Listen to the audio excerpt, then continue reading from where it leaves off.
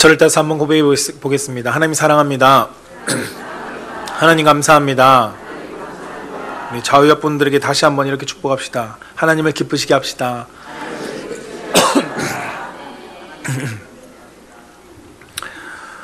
미국의 현대 시인인 칼 샌버그라는 사람이 있습니다. 그 사람이 22년 동안 정성을 쏟아부으면서 기록한 책이 하나 있는데요. 그것이 무엇이면 미국의 역대 대통령 중에 가장 위대한 사람인 아브라함 링컨을 그가 전기를 기록했습니다. 이 책은 베스트셀러가 되었고요. 그리고 전 세계 많은 사람들 가운데 아브라함 링컨이 어떠한 사람인지를 보여주고 그리고 그 사람을 향한 기억을 되살리게 되는 좋은 책이었습니다. 그때 그 전기를 기록하고 난 뒤에 출판된 뒤에 그의 친구가 샌버그에게 물었다고 합니다. 너는 이제부터 무엇을 할 거냐?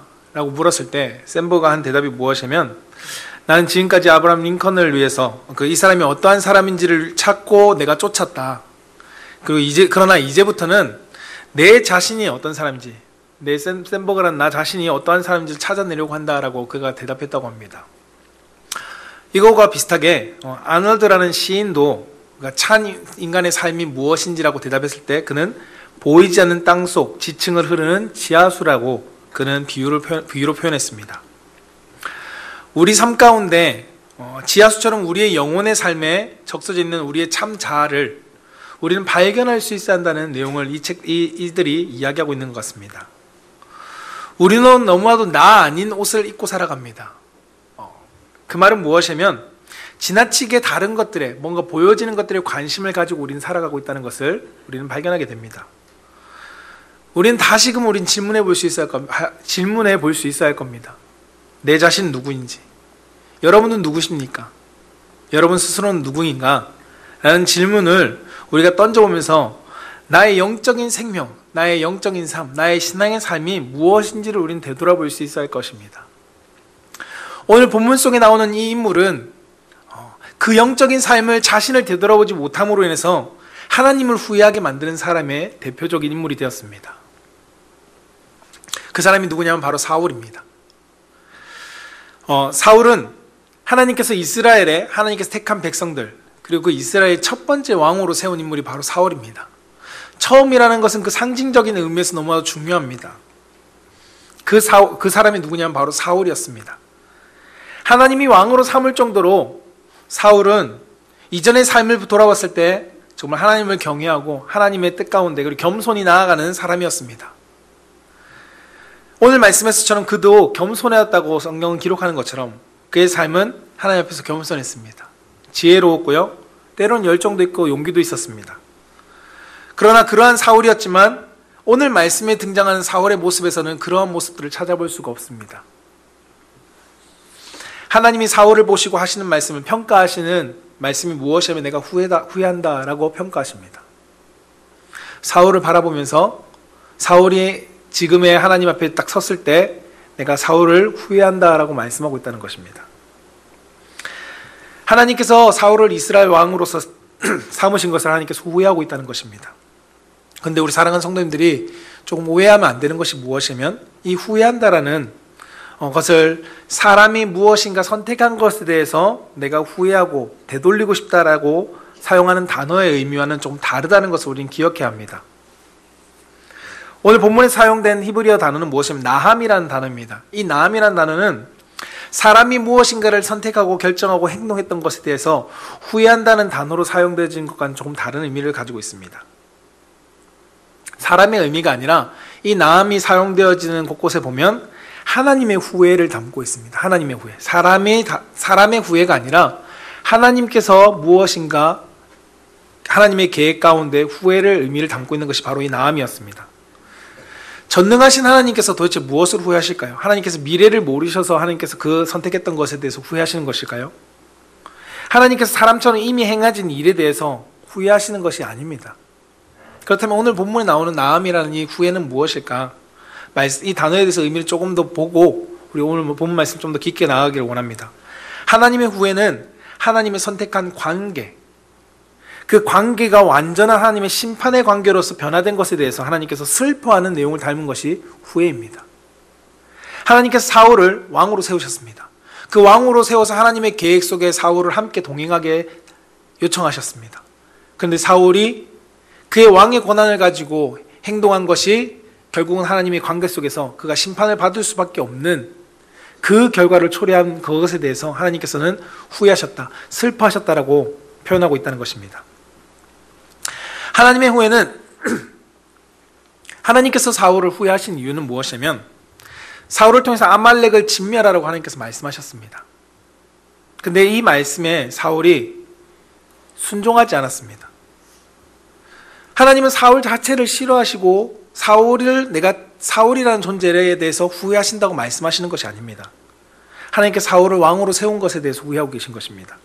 왜냐하면 사울을 왕으로 선택했는데 사울이 하나님 말씀에 함께 동행하지 않음으로써 그가 왕의 권한으로서 자신이 선택한 그 일에 대해서 하나님의 계획대로 함께 동행하지 않아 하나님의 계획이 사울과 함께 하지 못하고 더 이상 사울이 하나님의 동행하는 삶을 살아갈 수 없는 존재로 변해버린 그 모습을 하나님께서 후회하신다는 것, 슬퍼하신다는 것을 우리의 표현으로는 후회한다라고 성경은 기록하고 있습니다.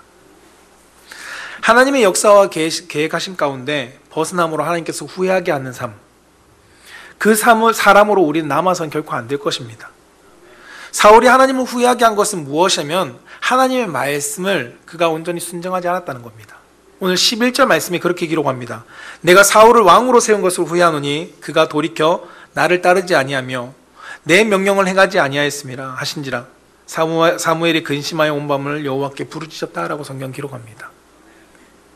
하나님을 따르지 않았다는 겁니다. 사울이 하나님을 따라가지 않고 다른 길로 벗어났다는 것입니다.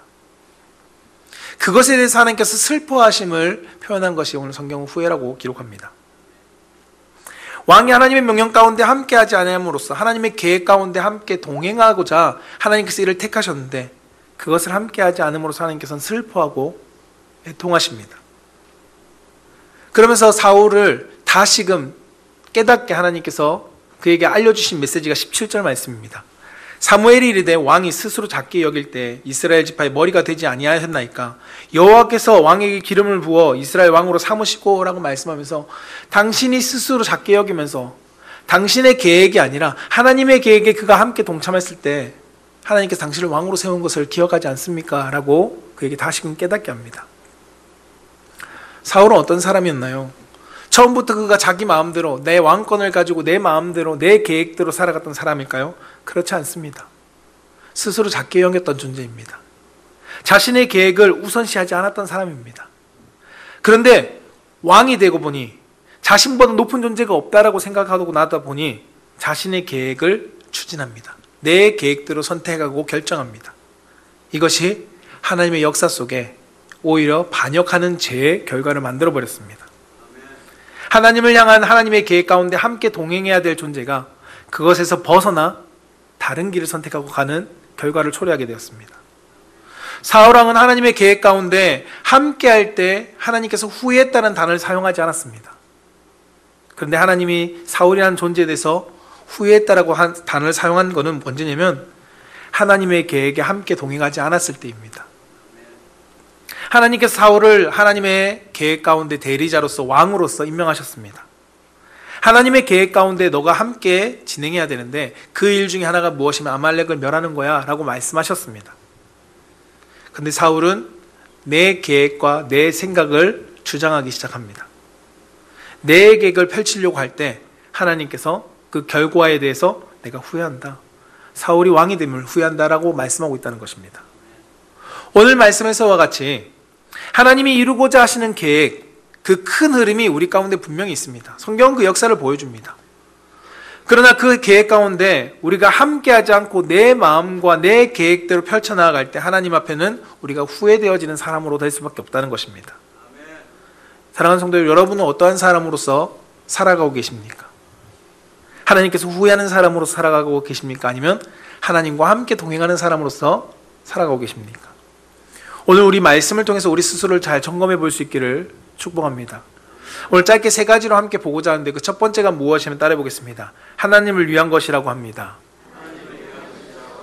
이것만 딱 들으면 무엇일까라고 생각되시는데 오늘 제목을 생각해 보십시오. 하나님을 후회하게 하는 사람은 뭐라고요? 하나님을 위한 것이라고 한다는 것입니다. 하나님을 후회하게 하는 사람은 하나님을 위한 것입니다 라고 이야기한다는 것입니다. 오늘 15절 말씀의 성경은 이렇게 기록합니다. 사울이 이르되 그것은 우리가 아말렉 사람에게서 끌어온 것인데 백성이 당신의 하나님 여호와께 제사하려 하여 양들과 소들 중에서 가장 좋은 것을 남김이요 그 외의 것은 우리가 진멸하였나이다 하였더라 한지라라고 말합니다. 뭐라고요? 하나님 여호와께 제사하려고 들고 왔습니다 라고 말하고 있습니다. 하나님 여호와를 위해서 가지고 왔습니다 라고 말하고 있다는 것입니다. 하나님께서 왕으로 삼으신 사울이 하나님의 뜻과 계획 가운데 함께하지 않고 있습니다. 하나님 분명히 말했습니다. 모든 것을 진멸하라고. 단 하나도 남기지 말고 다 진멸하라고 말씀하셨습니다. 그런데 사울은 하나님을 위해서 가져왔어요 라고 이야기합니다. 하나님은 이 사건으로 해서 사무엘을 통해 사울을 책망하십니다. 사울이 하나님의 계획 가운데 함께하지 않은 것에 대해서 하나님께서 후회하십니다. 내가 이를 전쟁에 보내지 말걸. 이를 왕으로 삼을지 말걸. 그러나 사울은 하나님의 계획 가운데 어긋난 행동을 한 것에 대해서도 뭐라고 이야기하냐면 하나님을 위한 것이었습니다 라고 이야기합니다. 하나님께서 사울을 통해서 아말렉을 진멸하게 하신 그 계획은 단순하게 이스라엘 백성들 가운데 전쟁에 나가서 너 탈취하고 와 라고 말하는 하나님의 계획이 아니었습니다. 이스라엘 백성들의 하나님의 적을 없애시기 위한, 하나님의 영적인 대적을 없애시기 위한 하나님의 계획이었습니다. 아말렉을 멸하는 것은 하나님의 역사적인 관점에서 하나님께서 필요한 사건이었습니다. 아말렉을 칠 수밖에 없었고 이들을 진멸할 수밖에 없었습니다. 그 이유는 무엇이냐면 출애굽기 17장 14절에 기록하고 있는데요. 우리 같이 한번 읽어볼까요? 14절 말씀 시작. 여호와께서 모세에게 이르시되 이것을 책에 기록하여 기념하게 하고 여호수아의 귀에 외워 들리라. 내가 아말렉을 없이하여 천하에서 기억도 못하게 하리라 라고 말씀합니다. 그러면 16절에는 또 뭐라고 말하면 이르되 여호와께서 맹세하시기를 여호와가 아말렉과 더불어 대대로 싸우리라 하셨다 하였더라 라고 성경은 기록합니다. 아말렉을 하나님께서 칠 수밖에 없었습니다. 출애굽하는 이스라엘 백성들 가운데 뒤에서 그들을 죽였던 그 아말렉을 하나님께서 백성에게 약속하셨습니다. 이들을 없이하여 천하의 기억도 못하게 할 것이다 라고 하나님께서 말씀하셨다는 겁니다. 이것은 단순히 사울 왕에게 잠깐에 주어진 전쟁이 아니었습니다. 하나님의 계획이었습니다. 출애굽하는 이스라엘 백성들을 그 대적 아말렉에서 전쟁 가운데서 하나님께서 승리하게 하시기 위한, 그 대적에서 승리하시기 하기 위한 하나님의 계획이었고 그 성취의 과정이 오늘 사울 왕을 통해서 하나님께서 이루고자 하셨던 것입니다. 그러나 사울은 하나님의 계획 가운데 자신의 뜻을 드러냅니다. 하나님께서 이루고자 하는 역사를 이루지 못하게 방해합니다. 그리고는 하나님을 위한 것이라고 그는 이야기합니다.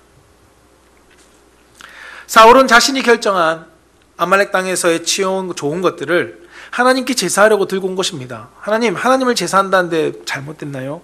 라고 이야기합니다. 하나님을 위한 것이라고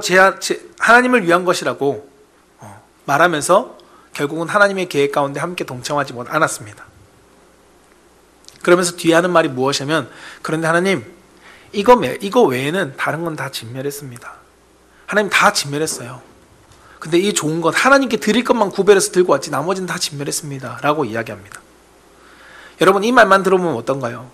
하나님을 되게 극진하게 위대하게 섬기는구나. 하나님을 위해서 준비하고 하나님 말씀에 다 진멸했습니다 라고 다 하는 것처럼 다 했구나 라고 우리는 생각할 수도 있을 것입니다. 그러나 하나님은 이 사울의 중심을 보셨습니다. 하나님께서 중심을 보시는 것은 너무 많이 성경에 나옵니다. 사울이 하나님의 중심에서 벗어났을 때 하나님께서 다른 사람을 기름 부을 때도 사용하십니다. 사무엘상 16장 7절에 보면 이렇게 기록합니다. 여호와께서 사무엘에게 이르시되 그의 용모와 키를 보지 말라. 내가 이미 그를 버렸노라. 내가 보는 것은 사람과 같지 아니하니 사람은 외모를 보거니와 나 여호와는 중심을 보느니라 하시니라 라고 말씀합니다. 하나님은 그 중심을 먼저 보셨습니다. 그의 외적인 모습이 하나님께 제사하려고 하였다고 할지라도 그 중심에는 하나님의 뜻과 함께 가지 못하는 사울의 마음을 하나님께서 보셨다는 겁니다. 하나님은 아셨습니다. 하나님과 함께 가기를 이제 원하지 않는 사울을 하나님께서 보셨다는 겁니다. 이러한 사울의 결정이 하나님이 그를 왕으로 삼음에 대해서 후회하신다라고, 슬프다라고 말씀하고 있다는 겁니다. 사람들은 보여지는 것으로 우리가 평가할 수밖에 없습니다. 겉으로 드러나는 모습을 가지고 우리는 그 사람을 알 수밖에 없습니다. 겉으로 모습에는 예배 잘 드리고 교회 봉사 많이 하고 헌금 빠지지 않고 그 뛰어난 성경적인 지식을 가지고 다른 사람들 가운데 권면하고, 이러한 모습을 보면 신앙이 좋다라고 말할 수밖에 없겠죠. 왜냐하면 우리는 보이는 것밖에 알 수 없으니까요. 그러나 그 중심을 보신 하나님께서는 그 겉이 아닌 그 중심을 보고 하나님께서 내가 너를 후회한다라고 말씀하시기도 한다는 겁니다. 예수님은 당시 유대 사회 가운데 존경받는 인물, 제가 방금 말씀드린 대로 예배하고 교회 봉사하고 헌금도 하고요, 뛰어난 성경을 지식을 가지고 권면하는 사람이 누구였을까요? 바리새인들입니다. 그런데 그 바리새인들과 서기관들을 향해서 예수님께서 지금으로 치면 목사와 장로와 같은 그런 사람들에게 이렇게 말씀하셨습니다. 마태복음 15장 5절부터 9절까지 말씀을 이렇게 기록합니다. 너희는 이르되 누구든지 아버지에게나 어머니에게 말하기를 내가 드려 유익하게 할 것이 하나님께 드림이 되었다고 하기만 하면 그 부모를 공경할 것이 없다 하여 너희의 전통으로 하나님의 말씀을 폐하는도다. 외식하는 자들아, 이사야가 너에게 관하여 잘 예언하였도다. 일렀을 때 이 백성이 입술로는 나는 공경하되 마음은 내게서 멀도다. 사람의 계명으로 교훈을 삼아 가르치니 나를 헛되이 경배하는도다 하였느니라 라고 말씀하고 있다는 것입니다. 뭐라고 말씀하죠? 하나님께 드림이 되었다고 하면 괜찮아, 조금 부모님이 잘 못해도 괜찮아 라고 그렇게 행동하면서 입술로는 나를 공경하는데 마음은 내게서 멀었다라고 말하고 있다는 것입니다. 뭐라고 이야기했나요? 하나님께 드림이 되는 거면 괜찮아 라고 말하고 있다는 겁니다. 하나님을 위해서 하는 거라면, 하나님을 위해서 하는 거라면 좀 약간 불합리해도 괜찮아, 하나님을 위해서 하는 것이라면 좀 잘못된 것이어도 괜찮아 라고 스스로 합리화시키고 있다는 겁니다. 사울 왕의 행동과 오늘 바리새인들과 서기관의 모습은 다를 것이 없습니다. 하나님께 드리려고 했던 것입니다 라고 말하고 있습니다. 자신의 행동들에 대해서 하나님을 위한 것이라고 말하면서 합리화시키고 있습니다. 사랑하는 성도 여러분, 비단 이것이 사울 왕과 바리새인들과 서기관들의 모습뿐일까요? 오늘 말씀을 통해서 우리는 우리 스스로를 점검해 볼 수 있을 것입니다. 때로는 우리의 신앙생활 속에 하나님을 위한다는 목목으로 하나님의 뜻과 계획에서 벗어난 삶을 살아가고 있지는 않는지 우리 스스로를 점검해 볼 수 있어야 합니다. 기독교 역사 가운데 이러한 일이 너무나도 많았습니다. 비단 사울과 바리새인들만의 일이 아니었다는 겁니다. 성전이라는 이유로 십자가를 앞세워서 종교의 전쟁을 일으키고, 중세 기독교에서는 무소불위의 권력을 가지고 디아스포라 유대인들을 학살하고 박해하고, 나치의 정권은 그들이 그리스도인이라고 하면서 유대인들을 학살했습니다. 하나님이 우리의 계획의 뜻과 함께하기를 원하면서 살아간다면 우리는 어느 순간 사울 왕처럼 하나님이 후회하는 사람으로 살아갈 수밖에 없을 것입니다. 우리가 하나님의 계획 가운데 함께하고 있는지, 하나님이 내 계획 가운데 함께하기를 원하는지 우리의 모습을 되돌아봐야 할 것입니다. 제가 좋아하는 내용이 하나 있습니다. 무엇이냐면 아브라함 링컨이 남북전쟁 가운데 기도의 내용 중에 하나입니다. 제가 한번 설교 때 예를 들은 적도 있는데요, 죽어가는 병사들 보면서 아브라함 링컨이 이렇게 생각합니다. 이 전쟁은 사람의 힘으로 종결할 수 없구나 라는 것을 깨닫고 하루에 몇 시간씩 그가 기도에 처소해서 기도합니다. 그 기도의 모습을 보고 측근들도 다 그리스도인들이니까요, 그들도 이렇게 이야기합니다. 우리도 마음을 모아서 하나님이 우리 편이 되어달라고 기도하고 있습니다 라고 링컨에게 이야기합니다. 그 말을 들은 링컨이 정색하면서 이렇게 이야기합니다. 그런 기도는 아예 하지 마세요. 그냥 안 하는 게 낫습니다. 하지 마세요 라고 이야기합니다. 그러면서 하는 말이 이것입니다. 뭐냐면 하나님이 우리 편에 되어달라고 기도하지 말고 우리가 하나님의 편이 될 수 있게 해달라고 기도하십시오 라고 이야기했다는 겁니다. 우리는 많은 기도를 어떻게 하고 있습니까? 하나님 내 편에 되어주세요. 내 기도에서 내 편에 되어주세요 라고 우리는 기도하고 있지 않습니까? 내가 하나님 편에 설 수 있게 하나님 해주세요 라고 말하고 하고 계십니까? 사랑하는 성도 여러분, 하나님을 위한 것이라는 명목으로 내 중심의 결정을 합리하는 성도가 되지 맙시다. 우리가 하나님이 후회하는 성도가 아니라 하나님 편에서 하나님의 뜻과 계획 가운데 동행하는 성도가 되기를 주님으로 축복합니다. 그것이 하나님이 우리 가운데 원하시는 그리스도인입니다. 두 번째는 무엇이냐면 하나님이 후회하는 사람의 모습은 두 번째 따라해 보겠습니다. 다른 사람에게 죄를 전가합니다. 오늘 사무엘상 15장 24절 말씀 같이 한번 읽어보겠습니다. 시작. 사울이 사무엘에게 이르되 내가 범죄하였나이다. 내가 여호와의 명령과 당신의 말씀을 어긴 것은 내가 백성을 두려워하여 그들의 말을 청종하였음이니이다. 아멘. 오늘 말씀에 보면 사람이 가지고 있는 죄성 중에 하나가 무엇인지를 적나라하게 보여주고 있습니다. 그것이 무엇이냐면 변명입니다. 그리고 남을 탓하는 것입니다. 비단 이것이 사울만의 모습은 아닙니다. 성경에 보면 이런 모습이 너무나도 많이 나오거든요. 아담과 하와가 선악과를 따먹었을 때 그가 행한 죄의 첫 번째 결과가 무엇이었냐면 죄를 전가하는 것이었습니다. 죄의 첫 번째 결과, 그것이 죄의 전가입니다. 아담은 자신이 선악과를 먹었음에도 불구하고 하나님 앞에 뭐라고 이야기하냐면 하나님이 너 누가 이것을 먹게 했니? 너가 벗었음을 누가 알게 했니? 라고 이야기할 때 하나님이 주신 이 여자가 나에게 주어서 내가 먹었습니다 라고 이야기합니다. 이 말은 무엇이냐면 하나님이 나한테 이 여자를 주셔서 내가 이것을 먹었잖아요 라고 하나님께 첫 번째 죄를 전가합니다. 두 번째로는 이 여자가 나한테 줘서 내가 먹었습니다 라고 여자에게 죄를 전가합니다. 하와 또한 동일합니다. 하나님, 뱀이 나에게 유혹해서 뱀이 먹으라 해서 먹었습니다 라고 이야기합니다. 죄의 전가로 인해서 사람은 세상 가운데 죄로 인한 심판을 피할 수 없게 되었습니다. 하나님이 이 땅 가운데 그 죄의 전가에 그 죄의 가득 찬 모습을 가지고 하나님께서 뭐라고 말씀하셨냐면 창세기 6장 5절에 이렇게 말씀합니다. 여호와께서 사람의 죄악이 세상에 가득함과 그 마음으로 생각하는 모든 계획이 항상 악할 뿐임을 보시고 6절에 땅 위에 사람 지으셨음을 한탄하사 마음에 근심하시고 라고 성경은 기록합니다. 여기서 사용되어진 땅 위에 사람 지으셨음을 한탄하사라는 이 한탄이라는 단어 또한 아까 후회하심이라는 나함이라는 단어와 동일한 단어를 사용합니다. 사람들이 죄악이 세상에 가득함을 보시고 하나님이 이 악함에 대해서 슬퍼하셨다는 겁니다. 애통하셨고 한탄하셨다는 겁니다. 하나님은 죄를 미워하십니다. 오늘 본문 말씀 속에서 사울 왕이 바로 그 죄를 전가하고 있습니다. 뭐라고요? 사울이 하나님, 이 백성들이 사울을 통해서 하나님께서 당신의 왕이 되게 하시는 것을 사울이 이 죄를 고백하는 것이 내가 잘못했습니다라고 고백하고 있지는 않다는 것입니다.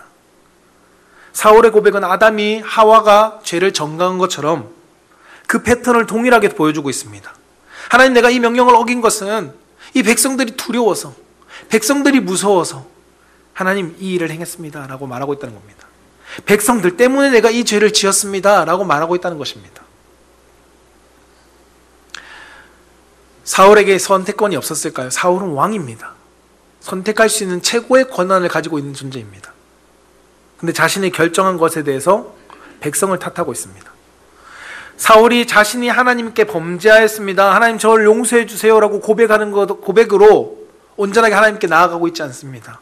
하나님 분명히 죄를 싫어하십니다. 그 죄가 있었다는 이유로 하나님께 하나님은 죄에 대해서 즉각 처형하지 않는 분이십니다. 죄를 싫어하시지만 그것에 대해서 처형하지 않는다는 겁니다. 하나님은 죄에 대해서 회개할 기회를 주십니다. 사울에게 하나님께서 사무엘을 보내셔서 이렇게 말씀하시는 이유가 무엇이었을까요? 하나님이 후회스럽지만, 왕이 이 결정한 것에 대해서 하나님께서 후회하지만 결과적으로 사울이 하나님께 회개하고 돌아오기를 원하는 주님의 부르심이 있었다는 겁니다. 근데 사울은 그 하나님의 마음을 알지 못합니다. 끝까지 하나님이 후회하게 만드십니다. 우리가 잘 아는 사울과 다윗의 차이점이 무엇인지 아십니까? 바로 이겁니다. 사무엘하 12장 13절에는 다윗이 죄를 범하고 난 다음에 똑같이 오늘 사무엘을 통해서 사울이 책망받은 것처럼 나단 선지자를 통해서 다윗이 책망받는데 그의 뒤에 고백이 사울과 다윗은 다릅니다. 사무엘하 12장 13절에 다윗이 나단에게 이르되 내가 여호와께 범죄하였노라 하며 나단이 다윗에게 말하여 이르되 여호와께서도 당신의 죄를 사하셨나이다 나니 당신이 죽지 아니하려니와 라고 말씀합니다. 똑같이 범죄한 일에 대해서 하나님께 책망됐습니다. 그러나 두 사람의 입술에서 나오는 고백은 다릅니다. 그 중심에 대한 자세 또한 다르다는 것을 성경은 보여주고 있습니다. 하나님이 후회하는 사람은 하나님이 후회하지 않는 사람은 죄를 안 지은 사람이 아닙니다. 하나님은 우리가 연약해서 죄를 지을 거라는 걸 너무 잘 알고 계십니다. 그런데 하나님이 후회하는 이것은 무엇일까요? 죄를 깨닫지만 죄를 깨닫고 그것을 회개하지 못하는 그 모습을 하나님께서 후회하신다는 겁니다. 사울은 백성들에게 그 이유를 찾았습니다. 백성들 때문에 내가 이것을 범죄했습니다. 하나님, 내가 죄를 지은 이유는, 하나님의 뜻을 거역한 이유는, 함께하지 못한 이유는 백성들 때문입니다 라고 이야기합니다. 그러나 다윗은 그가 범죄한 이유를 하나님, 저 여자가 옥상에서 모욕했기 때문입니다 라고 말하고 있지 않다는 겁니다. 나를 유혹했기 때문입니다 라고 말하고 있지 않습니다. 다윗은 하나님, 내가 범죄했습니다, 내 죄 때문입니다 라고 그가 고백합니다. 우리의 삶은 어떠한가요? 나 자신을 우리가 한번 돌아보기를 원합니다. 많은 사람들이 죄의 결과를 물을 때 많은 사람들의 특징이 무엇이냐면 누구 때문이에요? 어린아이들을 봐도 혼나면 혼자 절대 자기 혼자 혼나지 않습니다. 죄 때문입니다. 많은 사람들이 당신이 왜 이러한 범죄를 지었습니까? 나의 불우한 환경 때문입니다. 내가 청소년 시절에 많은 사람들에게 사랑받지 못하고 내가 상처받고 그러한 결과로 인해서 내가 이러한 삐딱하게 되었습니다. 내가 경제적으로 어려웠기 때문에 이렇게 사기를 치고 다른 사람들에게 피해를 줬습니다. 많은 사람들이 이렇게 이야기합니다. 우리와 거리가 먼 죄에도 다른 사람들이 이렇게 죄를 전가하는 것을 우리는 보게 됩니다. 그런데 이러한 것뿐만 아니라 우리가 너무나도 많은 우리의 삶 속에, 가까운 우리의 삶 속에 우리를 되돌아볼 때도 죄의 전가가 너무나도 많다는 겁니다. 당신 왜 저 미워합니까? 왜 저 사람을 그렇게 싫어합니까? 누구누구 때문입니다. 내가 상처받는 당신이 무엇 때문에 그렇게 상처받았습니까? 누구누구 때문입니다. 다른 사람들을 공격하는 이유가 무엇입니까? 무엇 때문입니다. 우리는 너무 다양한 이유를 가지고 나의 죄를 전가시키고 있습니다. 하나님의 말씀 가운데 위배된 행동들을 하면서도 그 이유를 우리는 다른 것에 전가시키면서 우리를 찾고 있습니다. 하나님은 그러한 사람들이 하나님의 뜻과 계획 가운데 함께 할 수 없다라고 말씀해주고 있습니다. 우리는 누구나 실수할 수 있습니다. 성경은 우리 가운데 죄를 범하지 말라고는 말하지만 우리를 죄를 범하지 않은 사람은 성경에서 찾아볼 수가 없습니다. 때로는 그 죄를 지을 수도 있습니다. 그리고 더 나아가 그 죄에 대한 책망과 벌을 받을 수도 있습니다. 그러나 자신이 죄를 인정하고 죄에 대한 대가를 달게 받은 사람은 비록 책망이라는 힘든 시기를 거치지만 중요한 것은 하나님의 놀라운 계획에서 우리가 버려지지 않는다는 것입니다. 하나님의 놀라운 계획 가운데 비록 죄를 범했지만 책망 듣지만 그러나 하나님의 계획 속에 함께 동행하게 된다는 것입니다. 다윗이 그러한 모습이었습니다. 죄를 범했죠. 죄에 대한 결과로서 하나님께서 다윗을 진짜 강하게 치십니다. 그러나 다윗을 후회하거나 하나님께서 하나님의 계획 가운데서 제외시키지 않으셨습니다. 다윗을 통해서 하나님의 구원의 역사를 이루어 가십니다. 그러나 우리가 기억해야 될 것은 죄를 다른 사람들에게 전가하면 죄의 심판은 넘어갈지도 모르나 아담과 사울왕처럼 하나님이 주신 기회를 더 이상 붙잡을 수 없게 될 것입니다. 결국은 하나님 앞에 후회된 사람으로서 하나님의 놀라운 계획 가운데 함께하지 못하는 사람으로서 우리가 벗어나 있을 수밖에 없다는 것입니다. 사랑하는 성도 여러분, 하나님의 놀라운 계획을 여러분들과 함께하기를 원하십니다. 하나님은 역사 속에서 혼자 하시지 않았습니다. 항상 모든 하나님의 백성들과 함께 하셨습니다. 나의 죄를 온전히 우리가 고백하고 하나님 앞에 나아갈 때 여전히 내가 죄를 지은 것은 사실이지만 죄에 대한 값을 받은 것도 사실이지만 그러나 하나님은 다시금 우리의 손을 붙잡고 하나님의 놀라운 계획 가운데 함께 나아가고 계시다는 것입니다. 저는 그 삶을 누릴 수 있는 우리 성도님 되시기를 주님으로 축복합니다. 세 번째는 무엇이냐면 하나님을 후회하게 하는 사람들의 세 번째 따라해보겠습니다. 보여지는 것만을 쫓습니다. 네, 보여지는 것만을 쫓는다는 것입니다. 오늘 사무엘상 15장 30절 말씀을 함께 읽어보겠습니다. 시작. 사울이 이르되 내가 범죄하였을지라도 이제 청하옵나니 내 백성의 장로들 앞과 이스라엘 앞에서 나를 높이사 나와 함께 돌아가서 내가 당신의 하나님 여호와께 경배하게 하소서 하더라. 오늘 말씀에 보면 사울에게 분명히 사무엘 선지자를 통해서 하나님께서 책망하셨습니다. 그러나 여전히 그는 자신의 죄를 회개하고 있지는 않습니다. 오늘 말씀에 보면 보기에는 하나님 내가 범죄하였을지라도 하나님 범죄하였을지라도 내가 요청하는데 내 백성들의 장로들과 앞에서 이스라엘 백성들 앞에서 나를 높여주시옵소서라고 이야기하고 있습니다. 사울이 하나님 앞에서 더 이상 이스라엘 왕이 되지 못하며 하나님께서 사울을 버렸다고 말씀하시는 그 상황 속에 사울은 내가 어떻게 하면 하나님께 회복될 수 있겠습니까? 하나님 내가 어떻게 하면 하나님 앞에 내가 다시금 돌아갈 수 있겠습니까? 라고 말하고 있지 않습니다. 그가 보여주는 것은 무엇이냐면 그의 신앙이 어떠한 신앙인지를 보여주고 있는데요. 그것은 무엇이냐면 하나님 내가 비록 범죄했지만 이 사람들 앞에서 나를 깎아내리지 말고 나를 높여주세요 라고 말하고 있다는 겁니다. 다시금 하나님 내가 어떻게 하면 하나님께 용서받을 수 있을까요? 라고 요청하고 있지 않습니다. 사울의 요구는 이 백성들 앞에서 나의 명예를 실추시키지 말아주세요. 하나님이 내가 이 백성들 앞에서 내가 왕인데 체면을 살려주세요 라고 말하고 있다는 겁니다. 암말렉과의 전쟁에서 이스라엘 백성들은 패배한 거 아닙니다. 승리했습니다. 이겼습니다. 근데 정작 사울은 그의 삶에서 패배했습니다. 망해버린 인생입니다.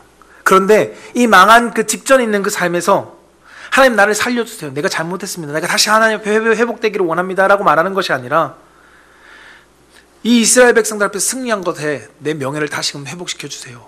라고 말하고 있습니다. 나를 높여달라고 말하고 있습니다. 이것이 아무것도 문제가 아닌 것처럼 하나님 나를 포장시켜 주세요. 백성들 앞에서 이것이 문제되지 않도록 하나님 다시금 나를 높여주세요. 라고 사무엘에게 요구하고 있습니다. 죄를 도려내고 철저하게 회개하고 회복하기를 원하는 그의 마음이 아니라 철저하게 죄에 대해서는 감추고 숨기고 겉으로는 평화로운 모습을 보여달라고 말하고 있습니다. 다윗은 나단이 지목했을 때 그 앞에서 통곡하고 회개하면서 그가 하나님 앞에 금식하면서 기도했던 다윗과는 너무나도 다른 모습을 보여주고 있습니다. 예수님께서는 이러한 모습에 대해서 책망하십니다. 예수님께서 사울을 책망하신 것이 아니지만 사울과 동일한 모습의 사람들을 향해서 예수님께서 이렇게 책망하십니다. 누가복음 11장 42절에서 44절에 이렇게 기록하는데요. 화 있을지는 너희 바리새인들이여 너희가 박하와 운향과 모든 채소의 11조는 들이되 공의와 하나님께 대한 사랑은 버리는도다. 그러나 이것도 행하고 저것도 버리지 말아야 할지니라.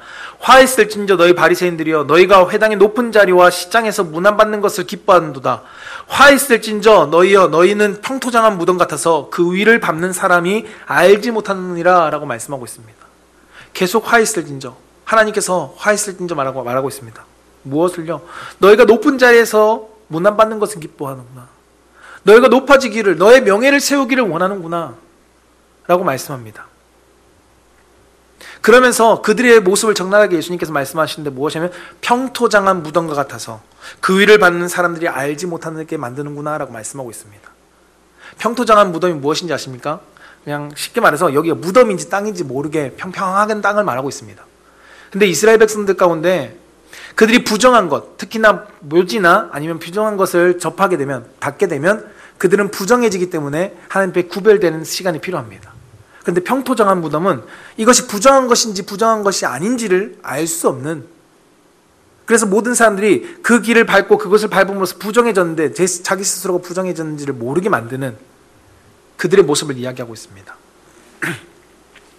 이것이 다른 말로는 회칠한 무덤이라고 성경에서 표현되기도 합니다. 조금 다른 무덤이긴 하지만요. 중요한 것은 예수님께서 이들에게 신앙 가운데 책망하십니다. 너희도 높아지기를 원하는구나. 보여지는 것만을 쫓고 있구나 라고 책망하고 있습니다. 그런데 사랑하는 성도 여러분, 사울 왕도 그렇고 바리새인들과 서기관들도 그렇고 처음부터 이랬을까요? 결코 그렇지 않습니다. 처음부터 보여지는 것만을 포장해서 살아가는 사람은 결코 많지 않습니다. 간혹 있을 수 있겠죠. 근데 결코 많지 않습니다. 바리새인들도 그렇고 사울도 그렇고 처음부터 이렇게 이중적인 신앙생활을 했던 존재들이 아닙니다.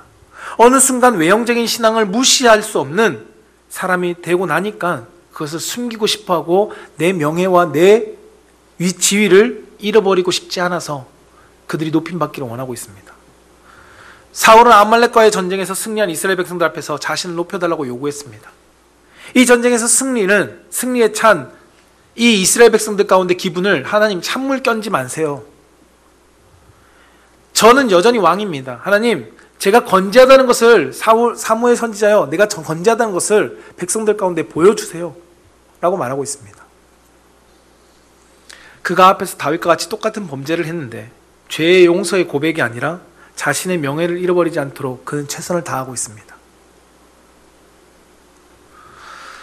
사울과 같은 이들에게 예수님께서 또 말씀하십니다. 뭐라고? 마태복음 23장 25절에 이렇게 말씀합니다. 화 있을 때 외식하는 서기관들과 바리새인들이여, 장과 대접의 겉은 깨끗이 하되 그 안에는 탐욕과 방탕으로 가득하게 한도다 라고 성경 말씀합니다. 장과 대접의 겉은 깨끗하게 하는데 너의 그 안에 탐욕과 방탕으로 가득하게 채워져 있구나 라고 말씀하고 있다는 겁니다. 이것이 비단 사울과 바리새인들과 서기관들만 책망들어야 될 이야기일까요? 우리는 우리 스스로를 돌아볼 수 있어야 할 것입니다. 저도 이 말씀을 준비하면서 나 또한 이런 사울처럼 내가 목사라는 이 이름을 내가 잃어버리지 않기 위해서 많은 것을 숨기고 있었구나라는 것을 내가 회개하게 되었습니다. 거룩한 척 살아가려고 했던 것. 저도 남을 미워하기도 합니다. 그냥 부끄러운 짓을 하기도 하죠. 저라고 거룩하게 성경만 맨날 24시간 보고 있을까요? 기도만 하는 것일까요? 그렇지 않습니다. 저도 노는 거 좋아하고요. 재밌는 거 좋아합니다. 좋은 것도 많이 가지고 싶어 합니다. 그러한 저의 모습 속에 너무나도 많은 것을 하나님 앞에서 숨기려고 하는구나 라는 것을 깨닫게 되고 회개하게 되었습니다. 오늘 말씀을 통해서 내가 하나님과 가까워지지 못하니까, 내가 하나님과 더 가까워져야 되는데 더 가까워지지 못하면 못할수록 내가 보여지는 것이 너무나도 많은 것을 꾸미고 있구나라는 것을 저 스스로가 깨달았습니다. 나의 삶의 외적인 거룩함만을 드러내면서 목사이니까 거룩한 척 보여줘야 되니까 포장하려고 하는 모습. 그 이유는 무엇이냐면 하나님과 더 가까워지지 못하니까, 하나님의 모습이 드러나지지 않으니까 더 포장하려고 하고 있는구나라는 것을 깨닫게 된다는 것입니다. 처음부터 그런 사람은 없습니다. 우리는 진짜 그리스도인으로 보여지는 것을 포장하려고 하는 성도는 처음부터 없다는 것입니다. 그러나 내 삶이 진짜 그리스도가 없어졌을 때, 그때부터 우리는 포장하기 시작합니다. 우리 내적으로나 우리가 성령 안에서 충만하고 예수 그리스도로 충만해지면 우리는 포장하지 않을 수 없어요. 포장하지 않아도 됩니다. 그런데 그리스도가 내 삶 속에서 점점 멀어질 때, 그리스도의 말씀과는 멀어진 삶을 내가 살아갈 때, 그리스도의 계획 가운데 함께 동행하고 있지 못할 때 우리는 하나님이 나와 함께하는 것처럼 포장해달라고 사울처럼 요구할 수도 있을 것입니다. 고린도 교회를 향해서 사도 바울은 그래서 권면했습니다. 그 경각심을 가지고 권면했는데요. 고린도후서 11장 3절에 이렇게 경고합니다. 함께 읽어보겠습니다. 시작. 뱀이 그 관계를 하와를 미혹한 것 같이 너희 마음이 그리스도를 향하는 진실함과 깨끗함에서 떠나 부패할까 두려워하노라. 아멘. 뭐라고요? 그리스도를 향한 진실함과 깨끗함에서 떠나 부패할까 두려워하라 라고 말씀하고 있습니다. 거룩한 두려움 우리는 가질 수 있어야 합니다. 스스로 더욱 하나님이 후회하시지 않는 사람으로서 내가 세워갈 수 있도록 우리는 부단히 하나님 앞에 내 스스로를 점검하고 하나님께 더욱더 가까이 나아가야 할 것입니다. 그러기 위해서 우리는 그리스도를 떠나서는 안 됩니다. 그리스도 안에 더욱더 붙어 있어야 합니다. 그리스도의 말씀 가운데 더욱더 있어야 되고요. 그리스도를 찾는 기도가 계속 있어야 되고요. 그리스도와 함께하는 예배 생활, 하나님과 함께하는 삶이 우리 삶 가운데 끊어지면 안 된다는 것입니다. 우리 그것에서 벗어나는 순간 언젠가 하나님이 후회하는 사람으로서 우리가 전락할 수밖에 없다는 겁니다. 사랑하는 성도 여러분, 기억하십시오. 사울이 처음부터 그런 사람이 아니었다는 걸. 바리새인들과 서기관들이 처음부터 그러한 존재들이 아니었다는 겁니다. 그렇다면 우리라고 사울처럼 되지 말라는 법 없습니다. 우리라고 바리새인처럼 서기관들처럼 되지 말라는 법 없다는 겁니다. 그렇기 때문에 우리는 더욱더 하나님의 말씀을 기억하며 하나님의 계획 가운데 함께 동행하도록 우리는 부단히 노력해야 됩니다. 사도 바울이 내가 부단히 노력한다라고 고백했던 것처럼 말입니다. 빌립보서 2장 12절에 이렇게 기록합니다. 함께 읽어볼까요? 시작. 그러므로 나의 사랑하는 자들아, 너희가 나 있을 때뿐 아니라 더욱 지금 나 없을 때에도 항상 복종하여 두렵고 떨림으로 너희 구원을 이루라. 너희 안에서 행하시는 이는 하나님이시니 자기의 기쁘신 뜻을 위하여 너희에게 소원을 두고 행하게 하시나니. 아멘. 뭐라고 13절에 너희 안에서 행하게 하시는 이는 하나님이다. 자기의 기쁘신 뜻, 하나님의 기쁘신 계획 가운데 너희를 향하여 소원을 두고 있으니까 너희를 소원을 두고 하나님께서 행하고 계시다라고 우리 가운데 말씀하고 있습니다. 사울에게 왕으로 세우시고 사울에게 아말렉을 진멸하게 하신 그 계획처럼 우리 삶 가운데 하나님의 구원의 역사를 이루어 가시기 위한 하나님의 계획 속에 우리를 향한 하나님의 뜻을 품고 계획을 가지고 우리 가운데 행하도록 말씀하고 계시다는 것입니다. 저는 우리 사랑하는 풍성한교회 성도님들이 내 안에 함께 하시는 성령님, 내 안에 매 순간 함께 하시도록 내가 구하고 그분을 찾고 그분과 함께 하는 성도가 되기를 축복합니다. 하나님의 뜻이 무엇인지를 내가 물으면서 링컨이 이야기했던 것처럼 하나님 내 편 되어주세요, 내 계획에 함께 해주세요가 아니라 하나님의 계획 가운데 내가 함께 하게 해주세요, 하나님 가운데 내가 함께 동행할 수 있게 해주세요 라고 고백하시는 성도가 되기를 원합니다. 그래서 하나님이 후회하는 사람이 아니라 하나님이 기뻐하시면서 때로는 다윗처럼 때로는 죄를 범해서 책망하기도 하고 꾸중도 듣지만 그러나 내 마음에 합한 자구나 라는 그 말을 듣는 것처럼 우리 그 말을 들을 수 있는 성도가 되기를 주님으로 축복합니다. 오늘 말씀을 기억하면서 정리하기를 원하는데요, 하나님이 후회하는 사람들에 대해서 우리가 보았습니다. 내 뜻을 펼치며 하나님을 위한 것이라고 우리는 그렇게 말하는 사람이 하나님을 후회하게 만들고요, 다른 사람에게 죄를 전가하는 그 사람이 하나님을 후회하게 만듭니다. 그리고 보여지는 것만을 쫓는 그 성도의 삶은 하나님이 후회하게 만들 수밖에 없다는 것입니다. 그러나 여러분 기억하십시오. 예수님께서 하나님의 온전한 뜻 가운데 함께 하셨습니다. 그것이 비록 예수 그리스도의 목숨을 끊는 일이라 할지라도 그분은 하나님의 계획 가운데 함께 했습니다. 하나님은 놀라운 계획을 그리고 완성했습니다. 그리고 그분은 성령 안에서 지금 우리와 함께하고 계시다고 말씀하고 있습니다. 우리가 해야 될 것이 무엇일까요? 우리가 하나님의 편에서 하나님의 뜻 가운데 순종함으로 함께 할 수 있어야 할 것입니다. 때로는 죄 가운데 넘어질 수 있습니다. 그러나 죄를 온전히 고백하며 죄를 전가하는 것이 아니라 하나님께 회개함으로 나아가는 성도가 되어야 할 것입니다. 그리고 더 나아가서 하나님 마음에 기쁨이 되는 그 믿음의 성도가 우리 풍성한교회 성도님 되시기를 주님으로 축복합니다.